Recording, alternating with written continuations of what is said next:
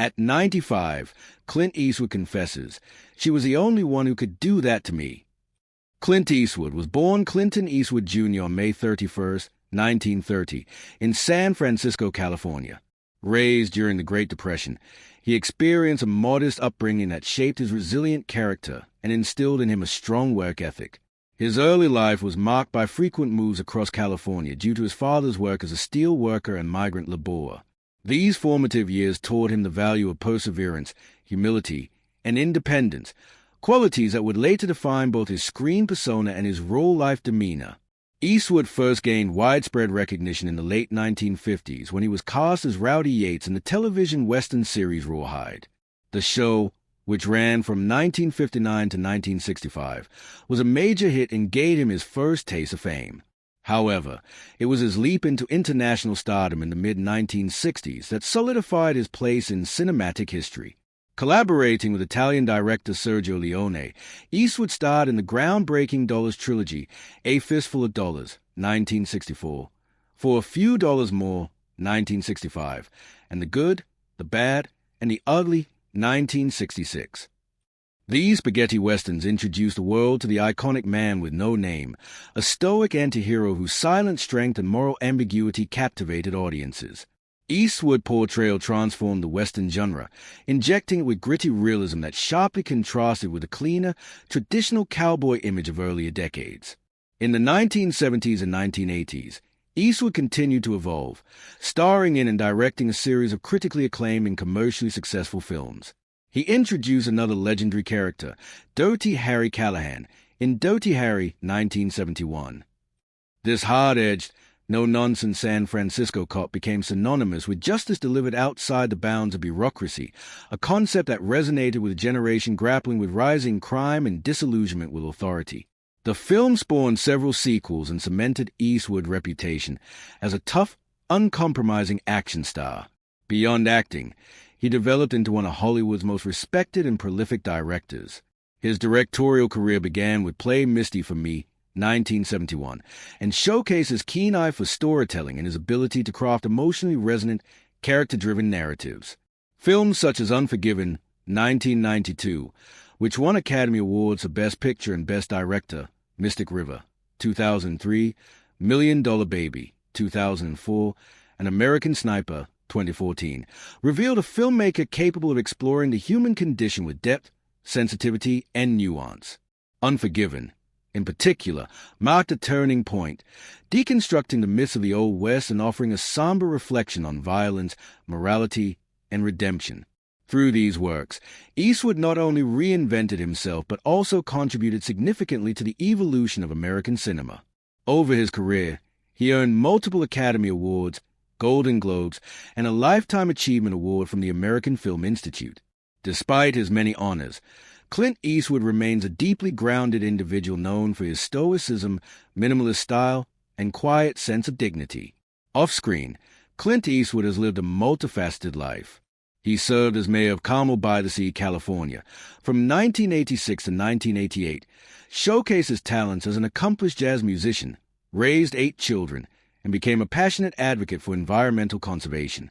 What makes Eastwood truly remarkable is his ability to continuously reinvent himself.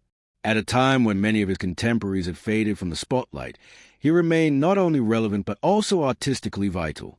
Even into his 90s, he continued to act, direct, and challenge cinematic norms, with recent works like Crime Macho, 2021, demonstrating his undiminished creative spirit. He is one of the rare figures in entertainment whose contributions span generations and genres, leaving an indelible mark on westerns, thrillers, dramas, war films, and biopics alike. Known for his steely on-screen persona and enduring Hollywood presence, Eastwood also garnered attention for his colorful and complex personal life, particularly his numerous romantic relationships over the decades. Often regarded as a modern-day Casanova, he cultivated a reputation for being irresistibly charismatic and elusive in matters of the heart. Throughout his life, he was romantically linked to a long list of women both inside and outside the entertainment industry. Among them were actress Anita Lewis, the glamorous Mae Van Doren, and stuntwoman dancer Roxanne Tunis. He was also involved with journalist and food critic Gail Green, as well as French screen icon Catherine Deneuve, whose brief liaison with Eastwood drew considerable tabloid speculation. One of his most famous and publicized relationships was with actress Sondra Locke, though he also shared connections with women like actress-model Jill Banner, singer Keely Smith, and rising star Jamie Rose. Other names tied to his love life included Hollywood actresses such as Inga Stevens, Joan Harris, and Susan St. James, as well as activist Jean Seberg. He was even associated with lesser-known women such as Megan Rose, Jane, Bridget Bone, and Christina Sandra, the latter of whom became a long-term companion in his later years. Despite his high-profile status, Eastwood often kept many of these relationships private, adding a layer of mystery to his already enigmatic persona. On December 19, 1953, at just 23 years old, Clint Eastwood married Maggie Johnson, a model and secretary he had met on a blind date earlier that year. Their union marked a significant chapter in his life, though it was complicated by his early Hollywood success and the temptations of fame. Together, they had 2 children, Kyle Eastwood, born in 1968, who went on to become a successful jazz bassist and composer, and Allison Eastwood, born in 1972, who later pursued acting and directing. However, Eastwood's extramarital affairs placed a serious strain on the marriage, and after 3 decades together, the couple separated. Their divorce, finalized in 1984, was reportedly one of the most expensive celebrity settlements of the time, with Johnson receiving an estimated $25 to $30 million.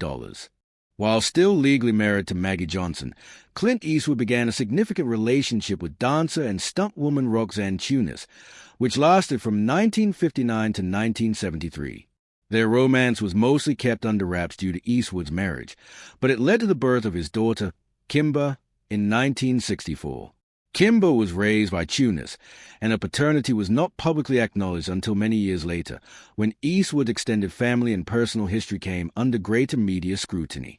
Despite the secrecy, this relationship played an important role in Eastwood's early private life, and was one of the first indications of his pattern of parallel romantic involvements. In 1975, Eastwood entered into one of the most publicly visible and artistically significant relationships of his life with actress Sondra Locke. Their partnership extended both off and on screen, as a couple appeared together in several of Eastwood's most iconic films, including the outlaw Jose Wales, Every Which Way But Loose, and Sudden Impact. The two lived together for over 14 years, during which Locke became one of Eastwood's most prominent companions. However, despite their close professional and romantic relationship, Eastwood was allegedly involved with other women at the same time and reportedly fathered at least 3 children during his years with Locke, a fact that later fueled controversy and legal disputes between them. Their relationship ended bitterly in April 1989, leading to a highly publicized legal battle in which Locke accused Eastwood of deceit and professional sabotage. One of the clandestine relationships Eastwood maintained during his time with Locke was with Jacelyn Reeves, a flight attendant. Their secret affair resulted in the birth of 2 children, Scott Eastwood, born in 1986, and Catherine Eastwood, born in 1988. For many years, Reeves raised both children outside the limelight, and Eastwood paternity was not widely recognized until Scott began pursuing an acting career in the 2000s. Scott has since become a rising Hollywood star, inheriting his father's rugged charm and following in his footsteps both in style and career. Catherine has also dabbled in acting and writing, though she has remained more low-key than her brother. Following his breakup with Locke, Eastwood's next significant relationship was with actress Frances Fisher, best known for her roles in Titanic and Unforgiven. Their relationship began in the early 1990s and lasted several years. In 1993, they welcomed a daughter, Francesca Eastwood, who would later become a television personality, actress, and model. Like many of his previous romances, Eastwood's partnership with Fisher eventually ended, though the two have remained cordial and cooperative in raising their daughter. Clint Eastwood married for the second time much later in life. On March 31, 1996, he wed Dina Ruiz, a former television news anchor. Their marriage was more conventional and public than many of Eastwood's previous relationships, with Dina often accompanying him to premieres and public events. The couple had 1 daughter together, Morgan Eastwood, born in 1996, who occasionally appeared in the media spotlight during her youth. However, despite their seemingly stable marriage, the couple began to drift apart, and in August 2013, Dina confirmed that she and Eastwood were living separately. Their divorce was finalized in 2014, closing yet another chapter in the actor's eventful romantic life. In total, Clint Eastwood is known to have fathered at least 8 children with 6 different women, though some reports suggest there may be more. He has generally remained discreet when it comes to discussing the full scope of his relationships and family, often choosing not to confirm specific details in interviews or public appearances. This discretion has only added to the mystique surrounding his personal life. Nevertheless, Eastwood has maintained close relationships with many of his children, several of whom have followed him into the entertainment industry in various capacities. Despite the complexities of his personal relationships, Eastwood's legacy as a father, partner, and Hollywood icon continues to captivate the public imagination. At 95 years old, Clint Eastwood, an icon of American cinema known for his stoic demeanor, unshakable toughness, and mythical status in Hollywood, offered a rare and vulnerable confession that stunned those who thought they knew the man behind the legend.